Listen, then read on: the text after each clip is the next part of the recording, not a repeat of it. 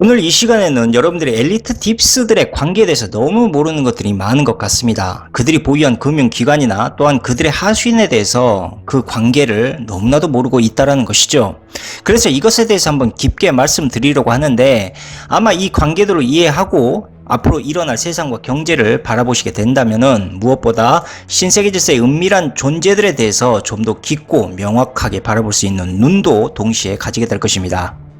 자, 그럼 본격적으로 오늘 방송을 시작하도록 하겠습니다. 일단 우리가 흔히 알고 있는 금융 엘리트 딥스 산하에서 운영이 되고 있는 금융 기업들은 대표적으로 JP 모건 체이스와 모건 스탠리, 골드만삭스, 메릴 린치, 도이치방크, HSBC와 UBS, 그리고 뱅크 오브 아메리카와 바클레이즈 등을 이들이 대표적으로 지배를 하고 있습니다. 그 밖에 엘리트 딥스 분파에서 새롭게 탄생되거나 또한 새로운 파벌로서 계속적으로 생겨나고 있는 금융기업들이 결국 이들 대표적인 금융기업 산하 아래에서 이 딥스 엘리트들의 부와 명예를 불려주는 그러한 역할들을 하고 있습니다. 또한 모두가 알고 계시겠지만 FRB는 로스차일드의 대리인들이 설립을 했고, BIS 역시 피어폰트 모건의 아들인 잭 모건이 설립을 한 것입니다. 이뿐 아니라 세계은행과 IMF는 브레튼 우주협정으로 탄생을 하게 되었는데, 정확히는 모건과 록펠러 그 둘이 만든 합작품이다 라고 볼 수가 있습니다. 그리고 현재 언론에서 심심치 않게 나오고 있는 JP 모건 체이스의 전신은 아시는 대로 모건은행과 체이스 맨하탄 은행이 그 뒷배경에 있습니다. 더 깊숙이 거슬러 올라가서 이야기를 하자면 쿤롭의 후원을 받은 에런버의 맨하탄과 록펠러의 체이스가 합병되면서 탄생된 게 바로 체이스 맨하탄 은행이죠. 결국 이렇게 탄생된 체이스 맨하탄 은행은 로스차일드 가문이 이사로 있었던 하노버 은행과 합병을 한 이 케미컬 은행이 결국 체이스 맨하탄 은행을 인수하게 됩니다. 여기서 중요한 사실은 인수 주체가 케미컬 은행, 즉 로스차일드였다는 사실이죠. 그러나 역사와 브랜드 이미지를 고려한다는 구실로 인해서 로스차일드는 체이스 맨하탄 은행의 상호명을 변경하지 않고 현재까지 그대로 유지하면서 사용을 했던 것입니다. 또한 지금의 JP모건 체이스의 회사 마크를 잘 보게 되시면 뒤에 N코라는 상호가 붙습니다. 많이들 들어보신 이름이라고 생각을 하시죠? 네, 맞습니다. 그것은 바로 쿤롭 앤 코를 나타내는 은어였습니다. 그러니까 JP모건의 정확한 풀네임을 말씀드리자면 그것은 JP모건 체이스 앤 쿤롭이라는 그러한 상호명을 가지고 있다는 것입니다. 우리는 이렇게 JP 모건과 쿤롭 사이 관계를 통해서라도 쉽게 로스차일드 가문의 흔적과 그의 돈의 출처를 찾을 수가 있습니다.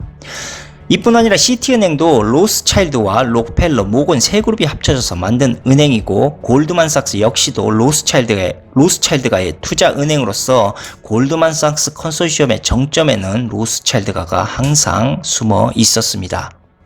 이 밖에도 HSBC와 도이치방크, 모건 등의 글로벌 은행들은 모두 로스차일드가가 직접 설립한 은행들이고, 메릴 린치는 로스차일드의 대리인인 쿤롭과의 은행이 이것을 설립했습니다. 이 밖에 나머지 은행과 국제기구들에 대한 설명이 더 있지만 말해봐야 의미가 없고 또한 너무 길어질 수가 있기 때문에 그냥 생략하고 넘어가도록 하겠습니다. 아무튼 제가 드리고 싶은 말씀은 현재 금융계 정점은 로스차일드 그룹이고요. 로스차일드는 월가의 대리인과 세계 각지의 거대 은행들, 그 밖에 연준을 통해 금융계를 한 손에 꽉 쥐고 있습니다. 이에 반해 록펠러 가문 쪽은 자원의 통제와 의학, 군수사업, 정치로 세계에 손을 뻗치고 있습니다. 이렇게 자원을 지배하게 된 록펠러 가문은 현재 금융을 은밀히 지배하는 로스차일드 가문과 거의 쌍성의 쌍벽을 이루고 있습니다.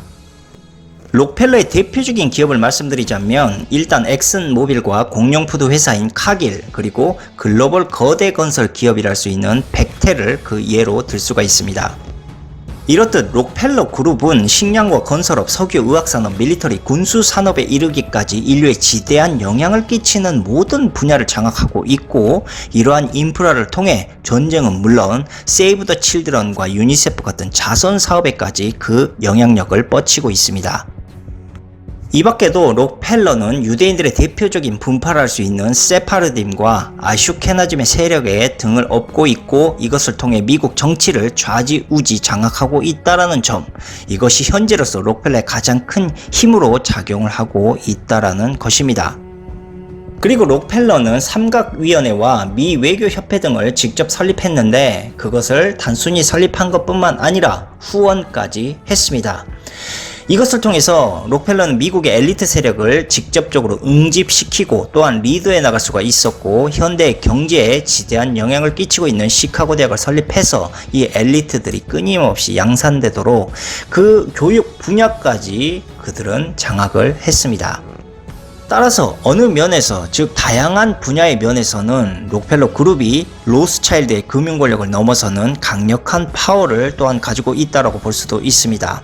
과거 2012년도에 금융 서비스 지분 37%를 록펠러가 로스차일드에게 넘겨주었는데, 그 이유도 결국 록펠러 자산의 증식을 로스차일드가 도와주기, 즉 협력하기 위해서였던 것입니다.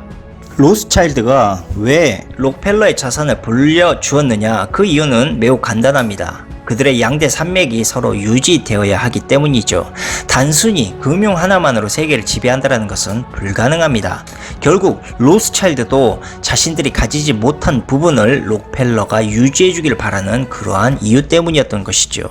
그래야만 결국 그들도 자신들의 권력과 재산이 계속적으로 유지될 수 있기 때문이었습니다. 이것을 은유적으로 비유를 하자면 적과의 동침이라고 할 수도 있고 필요악이라고 말할 수도 있겠습니다.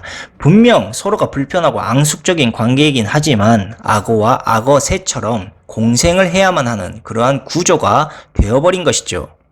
보시는 것처럼 로스차일드와 모건, 록펠러는 서로 한 몸처럼 붙어있긴 하지만 서로 다른 분야에서 활동을 하고 있는 지배자들이기 때문에 결국 서로의 힘이 반드시 필요하게 된 것이죠. 아무튼 현재 JP모건과 록펠러 그룹의 영향력은 유대 세력을 등에 업고 있고, 이것을 통해서 미국 정치와 경제를 뒤에서 좌지우지하고 있습니다. 과거 세계 대공황을 일으켰던 JP모건의 지배 아래로 들어온 기업들을 제가 한번 분석을 해봤는데, 지금까지 들어온 기업들 말이죠. 자산 규모가 1억 달러 이상이었던 초대형 기업만을 속과 보더라도 JP모건과 퍼스트 내셔널 같은 이러한 대형 은행들을 무려 14개나 소유를 하고 있었고, 다음으로 생명보험 회사를 4개, 그리고 제네럴 일렉트릭과 ATT 등의 전기 전화 가스 등의 공기업을 8개나 소유하고 있었습니다. 다음으로 철도회사 4개, US 스틸 등의 자동차 철강제 업체 역시도 12개 지사에 이르렀습니다. 자, 여기에 대공황 때 로스차일드가가 JP모건을 앞세워 흡수했던 중견 기업까지 합산을 하자면 JP모건 산하의 기업체 수는 대략 500개사가 넘어가고 있고요. 자산 총액은 1930년경에 이미 770억 달러를 넘는 수치였습니다. 그리고 현재는 그 5배가량으로 성장을 했죠. 이것을 굳이 비교하자면 현재 미국 상장기업 200개사의 자산 총액 가운데 무려 40%에 가까운 엄청난 액수를 JP모건이 소유하고 있다는 소리와 같습니다. 그런데 한 가지 이상한 점은 JP모건이 사망했던 당시 그가 가진 주식의 지분율은 불과 9%에 불과했다는 것입니다. 그렇다면 JP모건의 실제적 주인은 과연 누구였을까? 그것은 그 당시 45%가 넘는 지분을 소유하고 있었던 로스차일드 가문이었습니다. 이렇게 로스차일드가가 JP모건과 함께 막대한 자본을 벌어들이고 있을 때 록펠러는 이 당시 중소규모의 석유개발업체의 사장이었을 뿐이었습니다. 그러나 록펠러는 원대한 꿈을 꾸고 있었고 결국 로스차일드가를 찾아가게 됩니다. 그리고 로스차일드가 앞에서 록펠러는 이렇게 하소연을 했습니다. 모든 석유 회사를 합병하고 싶습니다. 자금을 부디 지원해 주십시오. 자금을 지원해 주실 경우 독점 체제가 되기 때문에 저에게는 석유의 모든 가격 결정권을 거머쥘 수 있는 기회가 오게 될 것입니다. 그리고 무엇보다 로스차일드 당신에겐 안전한 이자 수익이 영원히 보장되게 될 것입니다. 이렇게 록펠러의 야망과 그의 가문을 알아보게 된 로스차일드는 록펠러에게 석유를 장악할 수 있는 무한한 자금을 지원해줬고, 그렇게 현재 록펠러가 탄생되게 되었던 것과 록펠러는 그의 야망대로 결국 석유의 모든 장악력을 거머쥐게 됩니다. 하지만 너무나도 거대하고 강력한 석유 권한력을 가지고 있었던 록펠러를 염려한 로스차일드는 미국 정부의 정치인들을 앞세워 록펠러 그룹을 쪼개버리는 분할 규제를 압박하게 됩니다. 그 증거로 쪼개져 버린 세계 10대 메이저 정유사들이 바로 록펠러 그룹에서 분사되었던 그룹들입니다. 하지만 록펠러는 로스차일드의 압박을 피하는 꼼수를 이때 사용하게 되는데, 비록 회사는 그들에 의해서 분할되었지만 대리인을 내세운 지분율로 기존의 회사를 몰래 은밀하게 가지고 있었고, 그것이 바로 록펠러와 로스차일드가의 쌍벽을 이루는 힘을 갖게 할 수 있는 원천이 되었던 것입니다. 현재 들려오는 이야기를 좀 보태보자면 록펠러의 자산은 대략 1경 2천조라는 천문학적인, 그러니까 미국에서 가장 잘 나가는 가문이 되었고, 이 돈들은 로스차일드의 영향력을 지배하는 IBRD, IMF와 FRB 등의 대등한 주주권을 갖는 데 이용하게 됩니다. 그러니까 록펠러와 로스차일드는 그렇게 서로 사이가 좋은 관계는 아니고, 록펠러는 로스차일드를 이용해 지금의 자산과 권력을 이룰 수가 있었다라는 것이죠. 록펠러뿐 아니라 철도왕 벤더빌트 역시도 지금의 록펠러와 똑같은 방식으로 로스차일드의 자금을 통해 성공을 합니다. 또한 골드만삭스의 마르쿠스 골드만도 로스차일드의 지원으로 철도 채권을 어루만지면서 거대한 성장가도를 달립니다. 그러나 속임수와 배신의 관계 속에서도 계속적으로 이렇게 서로가 유지될 수 있었던 단 하나의 이유는 록펠러와 벤더빌트 그리고 마르쿠스 골드가 모두 그들이 약속했던 이자 수익을 로스차일드에게 약속대로 주었기 때문이고, 로스차일드 역시도 그들의 약속 이행이 자신들에게 결국 큰 이윤을 가져다 주었기 때문에 이것을 상부상조의 관계로 받아들였다라는 것입니다. 이들 회사뿐 아니라 G라는 기업을 혹시 아십니까? 모른다면 에디슨 기업이라고 말하면 아시는 분들이 있을 거라고 봅니다. 이 에디슨 그룹도 나중에 검은 투자자인 JP모건에게 회사를 뺏기게 되는데, 이 에디슨 기업은 현재도 JP모건의 자회사로 되어 있습니다. 원래 JP모건을 설립했던 존 피어폰트 모건은요, 미국에서 가장 성공한 악덕 전쟁 상인이었는데 이때까지만 해도 로스차일드와는 그리 큰 인연은 없었습니다. 그런데 로스차일드가가 유대인의 상인이었던 피버디를 국제금융가로 키워주기 시작을 했고, 자식이 없었던 피버디는 그의 총알바지이자 충직한 직원이었던 존 피어폰트 모건에게 자신의 재산을 상속하게 되었던 것이죠. 이렇게 피버디 금융그룹을 이어받은 모건은 사명을 JP모건으로 변경을 하고 미국에서 은행업을 시작했는데, 그것이 커다란 성공을 결국 거두게 됩니다. 이뿐 아니라 아브라함 쿤롭 그룹 또한 로스차일드가의 대리인이고요. 로스차일드의 그림자 같은 그러한 기업입니다. 이들은 대부분 주주들이 이스라엘의 유대인들로 이루어져 있고요. 미국 내 유대 정치인들과 그 세력들의 검은 자금을 조달하는 역할도 담당을 했습니다. 우리가 지금까지 표면적으로 알고 있는 로스차일드 제국은요, 마이어 암셀바우어라는 독일의 비렐름 9세 황태자가 미국 독립전쟁 참전 영국 병사들의 군수물자를 통해 착복한 자금을 횡령하면서 창설되게 된 그러한 제국입니다. 아무튼 로스차일드 제국을 최초로 설립했던 암셀바우어는 후일 로스차일드로 이름을 변경하게 되었고, 그것이 현재 우리가 부르고 있는 로스차일드라는 그러한 그룹의 이름이 됩니다.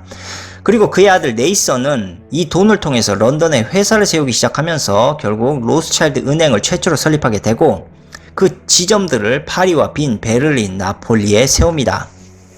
그렇게 네이선의 아들인 라이오넬을 거쳐서 네이선 마이어 로스차일드는 잉글랜드 은행장의 행장이 되게 되고 1885년에는 하원 의원으로까지 당선이 됩니다.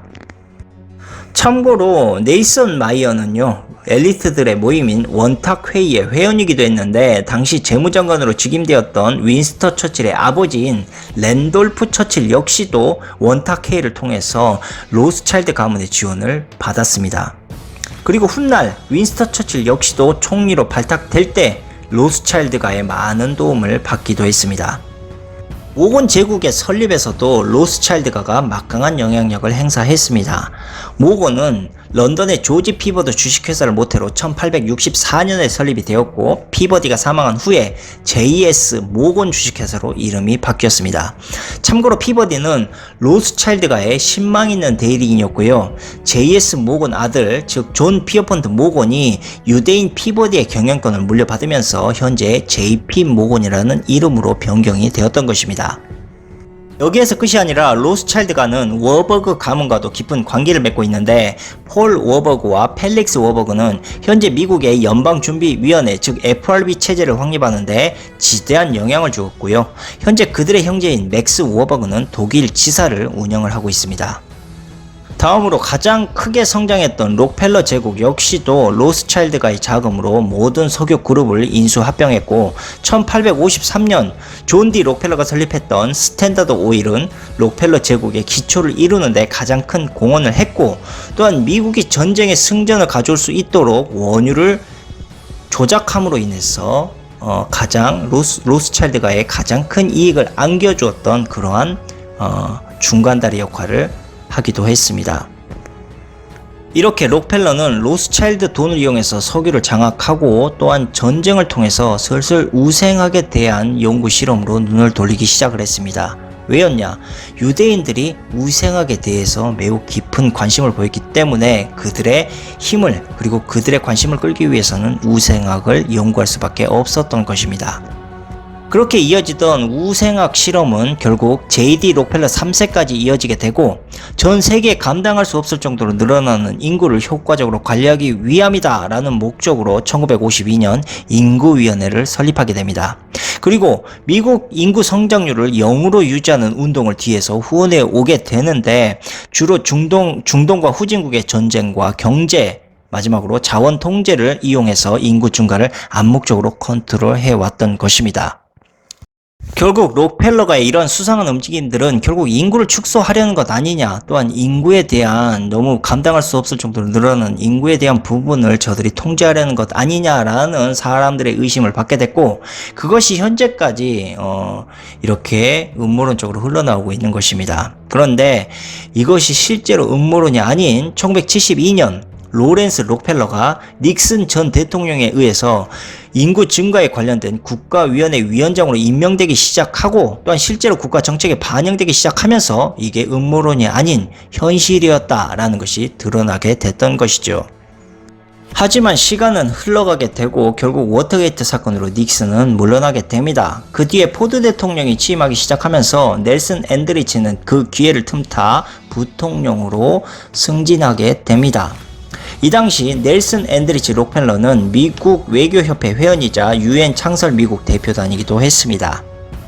그리고 우리가 현재 잘 알고 있었던 데이비드 록펠러는 이 당시 체이스 맨하탄 은행의 행장으로 있었는데 1946년부터 53년까지 미국 외교협회 회장을 맡았고 넬슨 앤드리치 록펠러 뒤에서 빌더베르크 그룹의 상임위원과 삼각위원회 창설을 도맡아 진행하게 됩니다. 그리고 록펠러의 또 다른 형제인 퍼시 록펠러는 모건 개런티 트러스트의 이사직에 있었고 그는 해골과 뼈 클럽의 회원이기도 했습니다. 이렇듯 록펠러 가문은 정계와 금융에 두루두루 그들의 형제들이 포진되어 있었고 여기에 엘리트 클럽까지 창설함으로 인해서 엘리트들의 힘과 권력을 동시에 가져오게 되었습니다.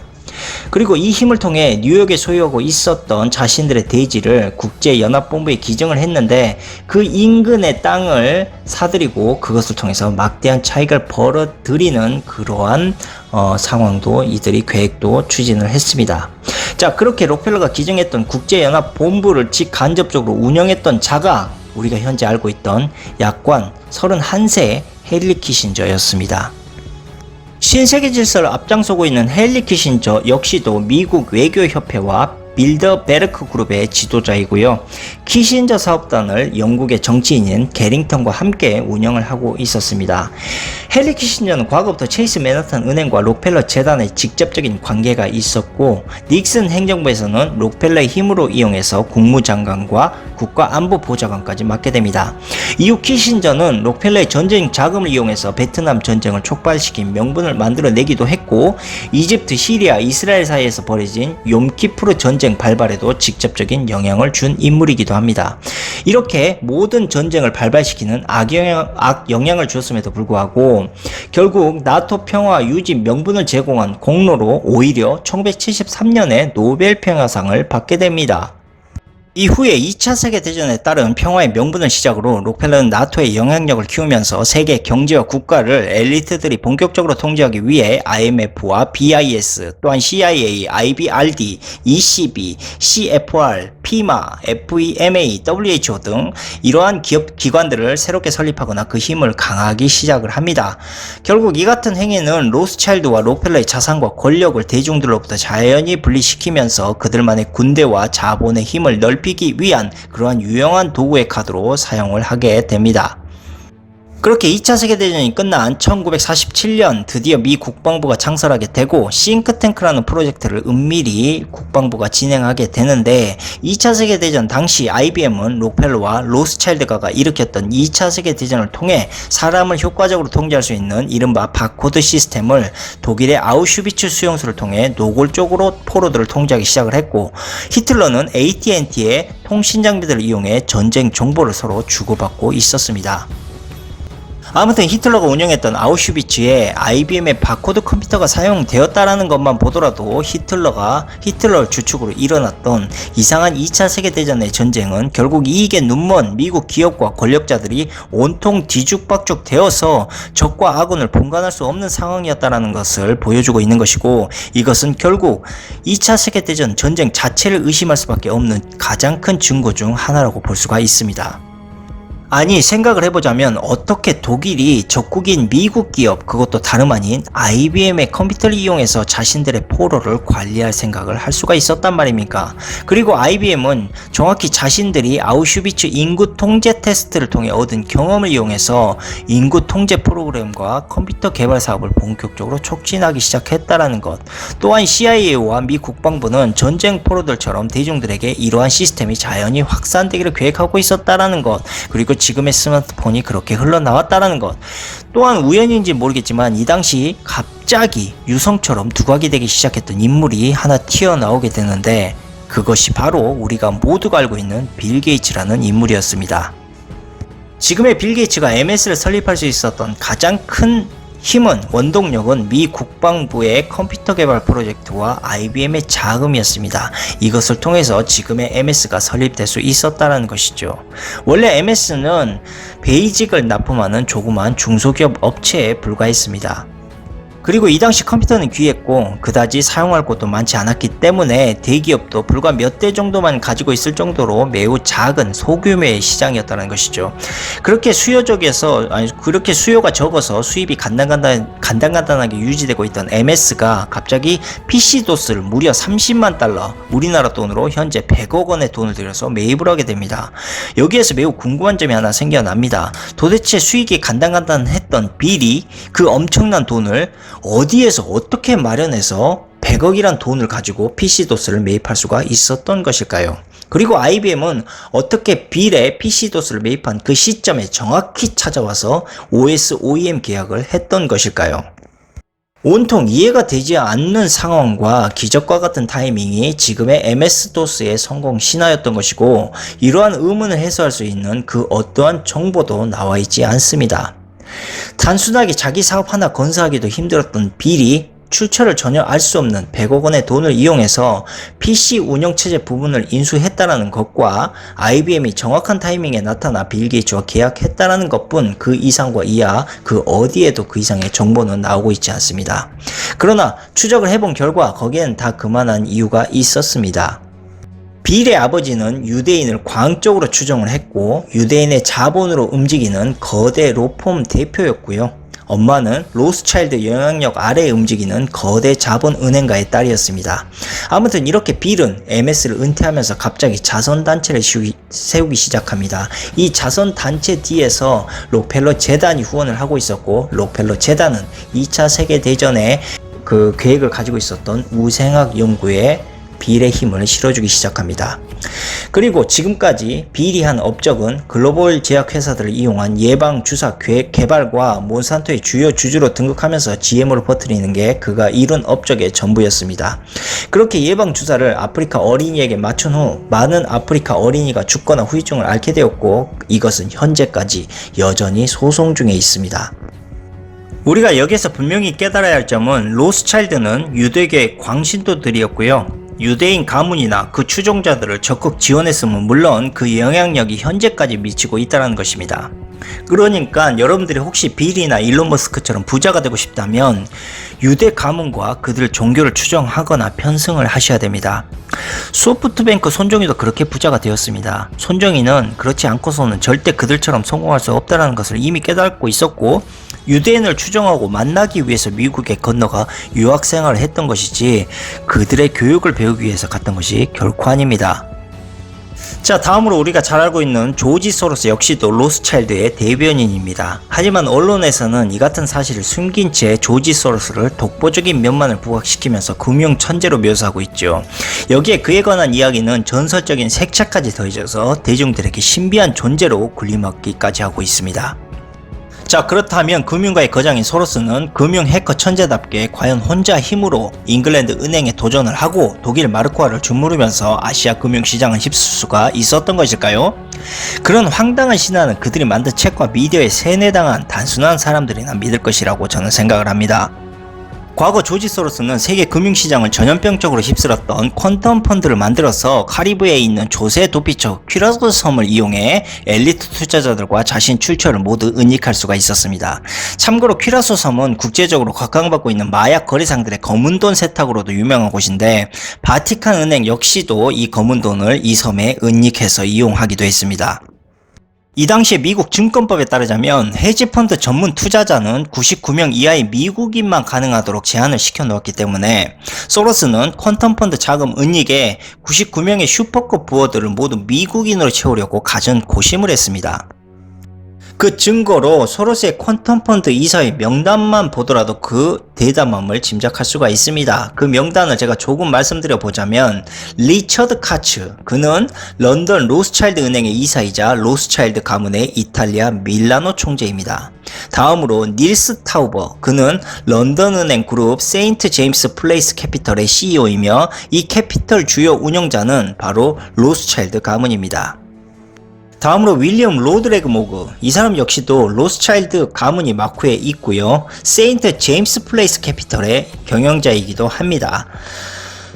그리고 에드가르드 피치오토, 그도 스위스 민간은행에서 가장 논란이 많았던 인물이고 제네바에서 가장 똑똑한 은행가로 손꼽히고 있습니다. 이 피치오토 쪽 사람을 좀 분석을 해봤는데 뉴욕 리퍼블릭 뱅크의 소유자 에드먼드 샤프라가 있습니다. 이 사람은 미국법 집행 부문으로 멕시코 은행의 범죄 집단과 결탁한 사실도 확인이 되었고 스위스 정부로부터 터키와 콜롬비아 마약 돈 세탁 혐의도 함께 받고 있던 그러한 인물이었습니다. 자, 이 밖에도 스위스의 유명한 투자기업인 마크리치와 이스라엘 국제정보부의 사울 아이젠버그도 함께 포함되어 있었는데 이 사람은 모사드 비밀 정보 통제권자이기도 했습니다.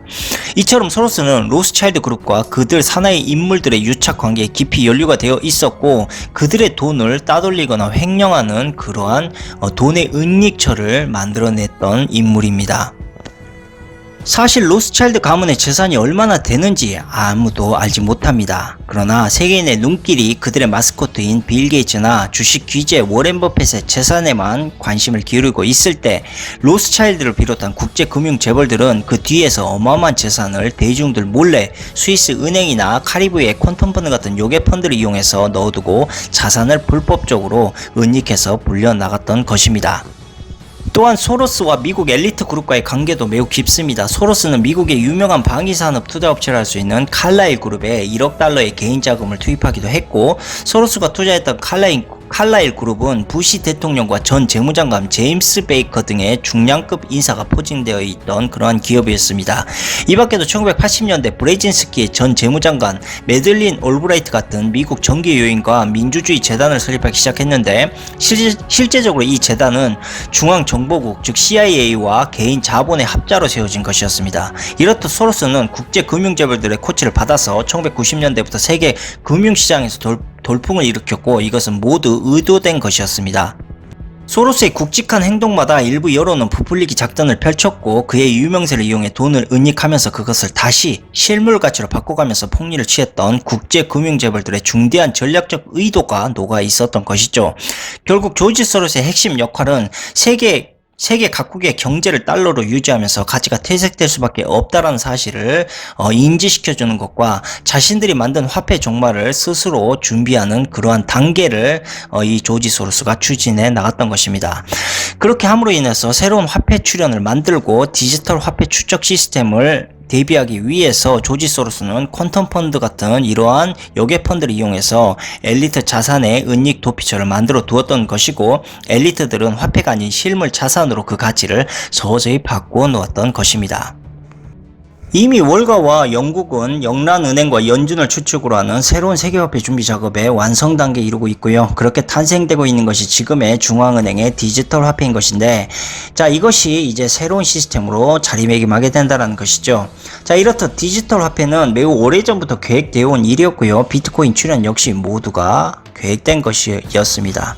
결국 디지털 단일 화폐는 지하 경제의 검은 돈이 모두 추적되게 될 것이고, 로스차일드가와 유대인들이 현재 장악하고 있는 금융 기업들을 통해서 완전히 돈의 흐름이 장악되게 될 것입니다. 끝으로 현재 로스차일드가가 BIS의 주주권 행사를 통해 직간접적으로 제어가 가능한 중앙은행 국가들이 모두 국가 디지털 화폐 개발에 몰두를 하고 있고, 이것은 국가 간의 화폐 개념을 서서히 무너뜨리고 있는 것은 물론 BIS 통제 아래 전세계 100개국의 중앙은행들이 모두 로스차일드가와 록펠러의 영향으로 디지털 단일 화폐에 협조하는 중앙은행들입니다. 결국 단일 화폐가 디지털 화폐 출현 이후로 거의 확실시되고 있는 상황이 오고 있다는 것이죠. 이렇듯 세계 정부 수립을 위한 신세계 질서의 계획은 여러분들도 전혀 눈치채지 못하게 서서히 과거 수십 년 전부터 준비해 왔던 것이고요. 스마트폰의 출현 역시도 결국 단일화폐 인프라 구축을 위해 계획된 그러한 프로젝트였고, 구글과 MS 그리고 IBM을 통해 개발되고 있는 양자 컴퓨터와 블록체인 빅데이터 시스템 역시도 모두 단일 금융 경제 시스템을 구현하기 위해 개발되고 있는 것일 뿐, 이것이 결코 기술 개발로 인한 문명의 발달로 인한 우연이 아님을 여러분들이 깨닫기를 바라면서 부디 다가오는 이러한 냉정한 현실을 명료히 바라보는 힘을 가지시기를 바라겠습니다. 감사합니다.